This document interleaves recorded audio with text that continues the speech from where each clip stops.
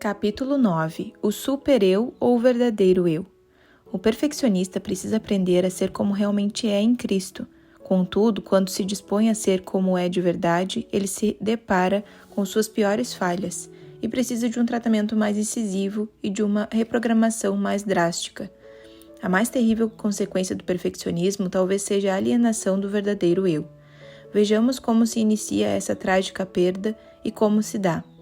Durante todo o processo de crescimento, a criança recebe informações sobre si mesma, sobre Deus e sobre as outras pessoas, bem como seu relacionamento com elas. Essas informações são dadas de forma direta, ou captadas por ela intuitivamente. A criança recebe impressões diretamente através de palavras e ações, mas também pelo que se deixa de dizer ou fazer. Geralmente é a soma de vários fatores, e o pequenino está sempre recebendo mensagens no processo lento, mas constante e bastante inconsciente. Então, aquele que recebe mensagens negativas chega à seguinte conclusão: não sou aceito nem amado de modo como sou. Já tentei todos os meios de obter a aprovação dos outros, sendo como sou. Agora só poderei ser aceito e amado se me tornar diferente, se me tornar outra pessoa. É óbvio que a criança não se senta, pensa e conclui isso. Ela nem se dá conta do que está se passando, isso é, que não está sendo satisfeita em suas necessidades básicas mais profundas, necessidades criadas por Deus e que são essenciais ao desenvolvimento do ser humano.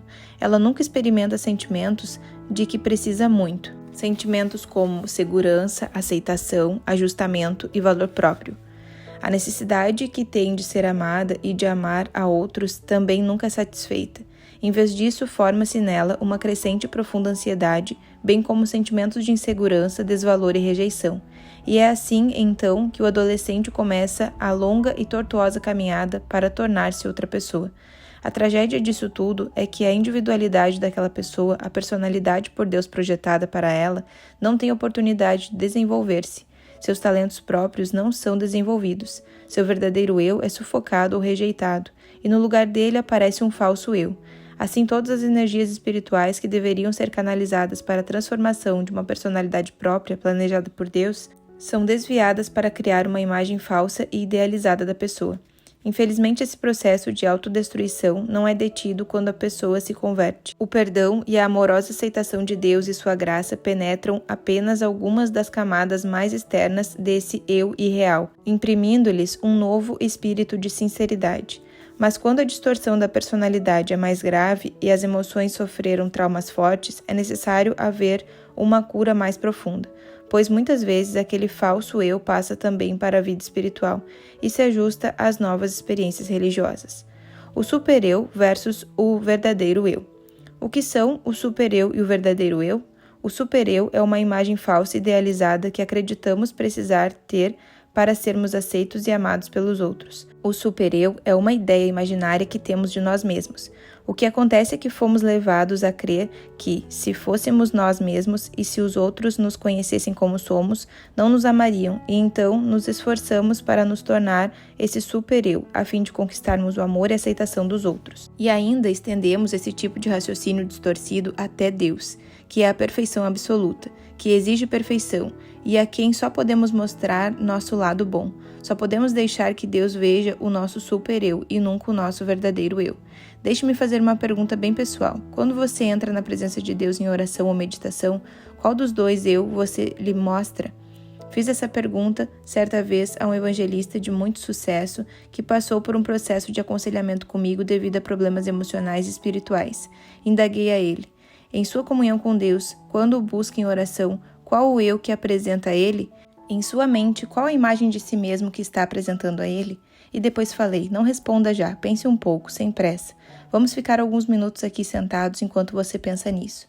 Pois bem, ele ficou em silêncio durante bastante tempo, o que era muito incomum para ele. Depois respondeu: sabe de uma coisa? Eu nunca tinha pensado nisso dessa forma antes, mas tenho de ser sincero com você. Acho que sempre entro na presença de Deus com minha melhor imagem e com minha auréola de santidade no lugar bem certinho. Sinceramente, tenho de reconhecer que quando me imagino na presença de Deus, sou sempre o super-eu. Acho que nunca me apresentei com o verdadeiro eu, tal como sou. Nesse ponto, ele abanou a cabeça e disse: eu já cantei aquele hino, tal qual sou, milhares de vezes. mas nunca vivi essa realidade quando entro na presença de Deus.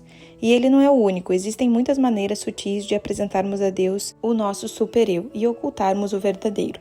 Uma dessas maneiras é a futurística. Bem, Senhor, Tu sabes que naturalmente ainda não sou esse super-eu. Tu sabes disso e eu também sei. Ainda não sou esse super-eu, mas algum dia serei.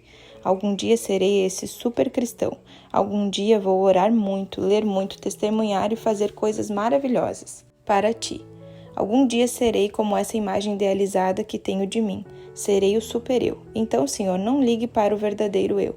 Ele é apenas temporário. Olha para aquele eu que eu ainda vou ser. E há também a maneira penitente. E é assim que o perfeccionista adquire a imagem própria negativa e até autodesprezo. Diz ele, bem, Senhor, não olhe para o meu verdadeiro eu, com todos esses pecados, falhas e imperfeições. Não olhe para ele, pois estás vendo o quanto desprezo esse meu verdadeiro eu? Não estás? E acredito que tu também desprezas esse meu verdadeiro eu, com todas as minhas falhas e imperfeições. Mas tu sabes quais são as minhas metas, Senhor. Já que o Senhor odeia esse meu verdadeiro eu, como eu odeio, pode ver que estamos do mesmo lado e, portanto, sou realmente o super-eu. E desse modo, sutilmente, a autodepreciação se torna uma perpétua mortificação para impressionar a Deus. Então esperamos que Ele nunca veja nosso verdadeiro eu, mas olhe somente para o nosso super-eu. E como Deus não tolera esse nosso verdadeiro eu, feio e horripilante, e como estamos sempre dizendo a Ele que também não o suportamos, Ele deve estar muito impressionado com nossos altos valores, deve perceber como realmente somos e, portanto, aceitar-nos e amar-nos. O mal disso é que nosso verdadeiro eu ficou emocionalmente preso em alguns dos níveis da infância, e é por isso que nossa personalidade às vezes produz atitudes tão infantis. Ficamos parados em algum ponto do passado, nunca crescemos realmente. É claro que fisicamente temos o corpo de um adulto, mas espiritualmente e emocionalmente vivemos num plano de imaturidade. O super-eu e os sentimentos. É na área das emoções que o perfeccionista encontra seu problema mais sério, porque a imagem do super-eu não admite certos sentimentos. Geralmente ele tem uma imagem de Jesus que não é bíblica, de um Jesus manso, suave e dócil, e um Jesus mole demais, um ser estoico, que nunca exterioriza suas emoções. Então ele se mantém sob rigoroso autocontrole e nunca manifesta seus sentimentos mais fortes. Entretanto, não existem boas ou más emoções. As emoções são apenas emoções. Elas resultam de toda uma gama de elementos que procedem de nossa personalidade. Nenhuma emoção em si mesma é pecaminosa. A maneira como agimos perante ela é que determina se são erradas ou certas. A maneira como as dirigimos determinará se elas nos conduzirão para o pecado ou para a justiça. As emoções em si mesmas são um aspecto muito importante de nossa constituição pessoal que nos é dada por Deus. Uma emoção que o super-eu geralmente considera errada é a raiva. Aprendi de pequeno uma noção desumana, antibíblica e altamente destrutiva de que a raiva sempre é uma emoção pecaminosa. Levei muitos anos para livrar-me dessas atitudes. Elas quase destruíram minha vida espiritual e meu casamento, pois tive de aprender a expressar minha raiva para com minha esposa da maneira correta. Toda pessoa, para ser um bom cônjuge, tem de aprender a expressar sua raiva de maneira aceitável. Em Marcos 3:5, lemos que Jesus olhou-os ao redor indignado. Embora esse seja o único texto no Novo Testamento que diz diretamente que Jesus se irou, podemos inferir com toda segurança que ele teve raiva também, quando expulsou os cambistas do templo e quando chamou algumas pessoas de insensatos e cegos, sepulcros caiados, assassinos, serpentes e hipócritas. Ver Mateus 23. Jesus nunca foi mais divino do que nesses momentos em que manifestava uma ira ardente. Muitas vezes o amor anda de mãos dadas com a ira, e na verdade a ira resulta no perfeito amor. Nós evangélicos temos um estratagema semântico que parece muito adequado, mas que confunde as pessoas. Nós dizemos, isso não é raiva, é ira santa. Porque não falamos abertamente e dizemos que existe um modo correto de usar a ira e que a raiva em si mesma não é uma emoção pecaminosa, seria bem menos confuso. O que realmente importa é a maneira como agimos com ela, o modo como externamos e como a resolvemos. E quando temos essa falsa imagem de nós mesmos, esse super-eu, que não pode ter nem expressar nenhum sentimento de raiva, tornamo-nos perfeitos, receptáculos para distúrbios emocionais e depressão. Não confundamos, porém, raiva com ressentimento, pois são duas coisas totalmente diversas. Uma raiva controlada e expressa da maneira correta é uma coisa, descontrolada e expressa de modo errado é outra. O apóstolo Paulo fez uma distinção bem nítida entre a raiva certa e o ressentimento. Ele comparou a raiva com ódio, malícia, amargura e todas essas coisas, fazendo diferença entre elas. É interessante notar que ele usa um tom imperativo ao falar de ira. Irai-vos e não pequeis. Efésios 4, versículo 26. O que Paulo disse não foi: está bem, vou permitir que vocês fiquem com raiva de vez em quando para lhes fazer uma concessão. O que ele ordenou foi: irem-se, tenham raiva. Mas logo acrescentou: mas tenham muito cuidado. Ele sabia que a raiva pode levar-nos a ressentimentos, malícias e amarguras, se não for controlada com muito cuidado. O que Paulo estava dizendo era o seguinte: expressem sua raiva, mas cuidado para que ela não os leve a amargura, ressentimentos ou ódio. E o mais estranho em tudo isso é que, se não aprendermos a externar nossa ira completamente e a resolver a dificuldade, poderemos tornar-nos ressentidos e amargos. Muitos casamentos estão sendo destruídos porque os cônjuges não aprenderam a externar sua raiva de maneira certa. Estão deixando a coisa ferver em fogo baixo, com tampa por cima, encobrindo uma porção de sentimentos negativos, mas depois procuram tirar desforra com 1001 represálias sutis. Irem-se, mas tenham cuidado. Quando não sabemos a maneira correta de externar a raiva, ela se transforma em ressentimento e amargura. É isso que acontece com o perfeccionista, que não se dá o direito de expressar sua raiva, que não se dá a si mesmo o direito nem de reconhecer que está com raiva. Ele a reprime e a sufoca bem no fundo do seu ser, e ela fica ali fervilhando e envenenando sua alma para depois manifestar-se sob a forma de problemas emocionais, conflitos conjugais e até em doenças físicas. A raiva é uma emoção colocada por Deus no coração humano e é parte da imagem de Deus no homem, para ser utilizada com fins construtivos. O supereu e os conflitos. O supereu pensa que temos que nos relacionar com os outros sempre muito bem, que temos de ser amados por todos e que nunca pode existir nenhum conflito entre cristãos. O perfeccionista, que fizer uma visita a um campo missionário, terá um grande choque, pois logo perceberá que os missionários têm mais dificuldade de relacionamento entre si do que os incrédulos que estão evangelizando ali. Vemos isso em nossas próprias igrejas. Mas ainda assim persiste o mito do perfeccionista, mas eu tenho de ser perfeito. Essa noção é bíblica? A verdade é que nem dois grandes homens como Paulo e Barnabé conseguiram ficar juntos no trabalho, e muito sabiamente separaram-se, e acertadamente a igreja primitiva impôs as mãos sobre eles e os abençoou, e os enviou em direções opostas. Deus usa a fraqueza humana deles para estabelecer dois trabalhos missionários em vez de um. E o Senhor usou também esse conflito entre eles para favorecer o amadurecimento de João Marcos, que se tornou o grande escritor do Evangelho de Marcos. Embora seja fato que não podemos trabalhar com todo mundo sem conflitos, isso não quer dizer que temos o direito de ficar ressentidos com quem quer que seja. Isso não significa também que podemos odiar as pessoas ou ficar amargurados. Mas quer dizer que não temos obrigatoriamente de nos sentir bem e à vontade na companhia de todo mundo. E não permita que o seu super-eu se torne um demôniozinho sempre a dizer-lhe: bom, se você não está conseguindo se relacionar bem com os outros, a culpa é toda sua. O problema aí é você mesmo. Se resolvesse essa questão aí, poderia relacionar-se melhor. Paulo nunca disse: quem for cheio do Espírito Santo conseguirá viver com todo mundo pacificamente e em harmonia. O que ele disse foi: se possível, quanto depender de vós, tende paz com todos os homens. Romanos 12, versículo 18. O problema pode estar na outra pessoa, e o apóstolo não acrescenta coisas assim: e isso é o problema seu também. Você tem a responsabilidade de ajudar o outro a melhorar também. Existe um poemazinho que diz isso muito bem. Viver no céu com os santos, isso seria uma glória, mas viver aqui na terra com os santos, isso já é outra história. O verdadeiro eu enfrenta muitas diferenças, conflitos e ama os outros e se interessa por eles o suficiente para confrontá-los com uma atitude de amor. Mas o verdadeiro eu sabe também que, às vezes, a melhor e única solução para certos problemas é, no dizer de Stanley Jones, concordar em que é preciso discordar harmoniosamente. O super-eu e a felicidade. O super-eu acredita no seguinte mito: tenho de estar sempre super feliz. Mas você está sempre super feliz? Nunca fica triste? Está sempre borbulhando de alegria dizendo glória a Deus? Nunca passa por lutas? Não existe nunca um momento em que o céu parece de ferro? Não há ocasiões em que você faz as coisas simplesmente por dever, sem sentir nenhuma alegria?